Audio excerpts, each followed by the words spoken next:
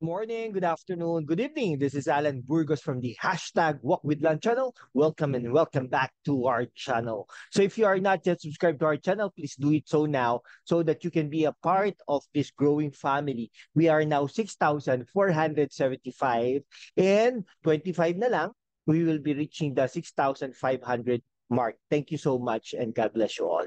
Okay, so ang pag-usapan po natin ngayon ay yung with regards po sa prayer rally na magaganap po sa 25, February 25, dyan sa Cebu. No? So last time around, no, nag-prayer rally ko no, ang mga Duterte camp sa Davao City mga 2 weeks ago. Okay? Mga ganon, no?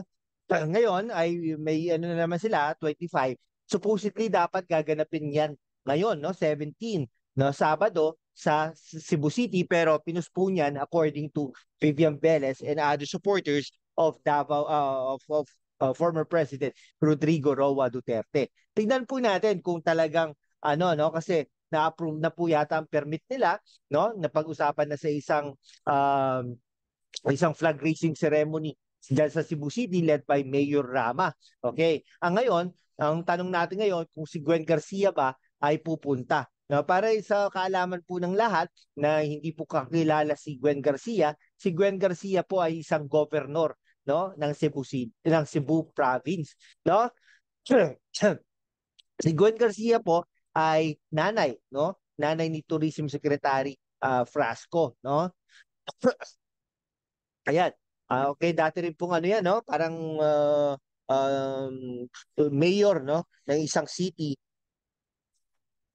diyan sa Cebu province, no? So, in-appoint po yan ni President Bongbong Marcos bilang Secretary ng Tourism. Okay? So, tignan po natin kung pupunta siya sa prayer rally. Okay? So, si Governor Garcia po ay last time around, last election, ay sinuportahan niya po si Pangulong Bongbong Marcos. Okay? Ayan ha. Sinuportahan niya po si Bongbong Marcos. Okay? So tignan po natin. So talagang magkakabaliktaran tayo dito kung ano po no, susuportahan po or pupunta si Governor no, Gwen Garcia diyan sa prayer rally. So what do we expect no?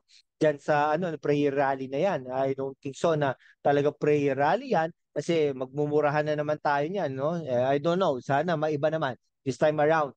No, so sabi naman ni Mayor Rama, basta People's Initiative at saka ang pag-uusapan, ang pagdadasal nila doon, wala namang problema, kaya binigyan na siya ng permit. Okay? So si Jason sa rin po ay sumusuporta din dito sa prayer rally na ito, no? So kung mapapansin niyo, nag-umpisa po sa Davao, okay? Pangalawa dyan sa Cebu, tingnan po natin kung magkakaroon din po sa Luzon at saka sa NCR. Okay? So last time around, ang mga leaders po nila ay pumunta po doon, yung mga dating yung mga ex leaders ni dating Pangulong Rodrigo Roa Duterte ay nagpunta doon, no? So baka bigla na naman magulat tayo na gusto nang ihiwalay ang Visayas Islands, no? Visayas sa Pilipinas. Baka bigla na lang tayo magulat pag nagkaroon ng ganong sistema, kumbaga. Alright, sige po. No, kayo po ba, no? Tingin niyo po ba pupunta kaya si Governor Gwen Garcia diyan sa prayer rally? Suportado kaya ni Gwen Garcia ang prayer rally na yan. Sige, hanggang dito na lang po mga kaibigan. No? Kung hindi ka pa nakapag-subscribe, mag-subscribe ka naman sa ating channel so that we can be able to maintain and sustain this channel. Thank you so much and ingat po kayo lagi. God bless you all.